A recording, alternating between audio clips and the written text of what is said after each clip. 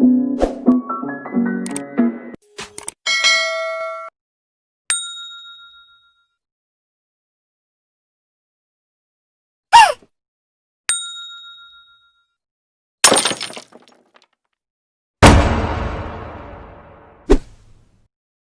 dan semuanya, dari beberapa bulan lalu kita dibuat khawatir dengan yang namanya corona. Corona sendiri adalah nama sebuah virus yang dapat menyebabkan gejala influenza hingga pneumonia. Penyakit yang disebabkan oleh virus corona ini bisa dibilang dengan COVID-19 dan diumumkan oleh WHO sebagai pandemik di seluruh dunia. Virus ini pertama kali ditemukan di daerah Wuhan, Cina, dan mampu menaklukkan dunia hanya dalam beberapa bulan saja. Angka tertinggi penderita COVID-19 jatuh pada negara Italia dan Iran. Lalu, bagaimana sih virus ini bisa masuk ke Indonesia? Kronologi munculnya virus corona di Indonesia berawal saat adanya kontak terhadap kasus 1 bertemu dengan warga negara asing asal Jepang yang saat itu menderita COVID-19. Diketahui, mereka melakukan kontak yang cukup dekat sehingga mengakibatkan warga negara Indonesia berusia 31 tahun tersebut tertular COVID-19.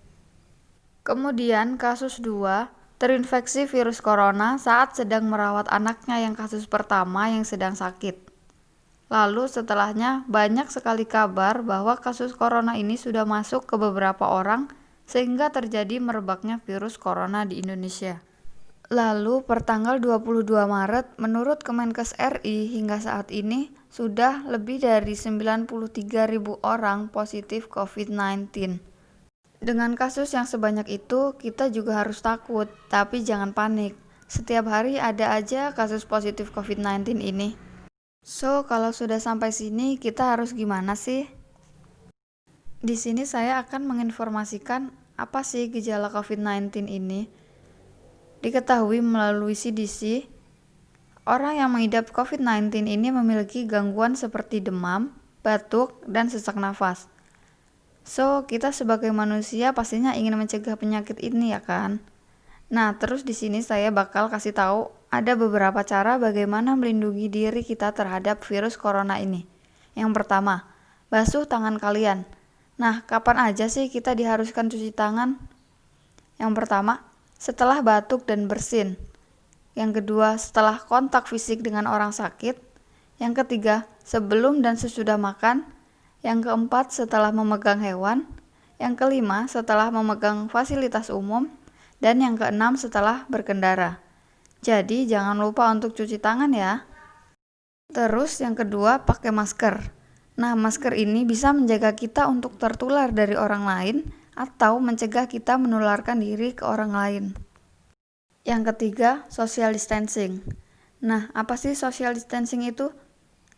Kita diterapkan dengan menghindar dari kerumunan orang.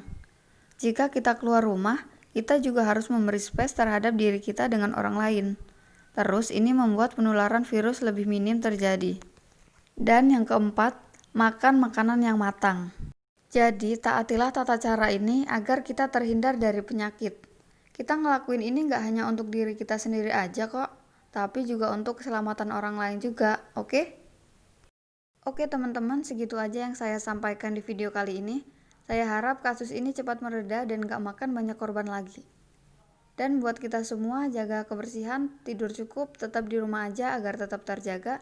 Selalu doain saudara-saudara kita yang berjuang sembuh dan menyembuhkan saudara kita yang lain. Terima kasih.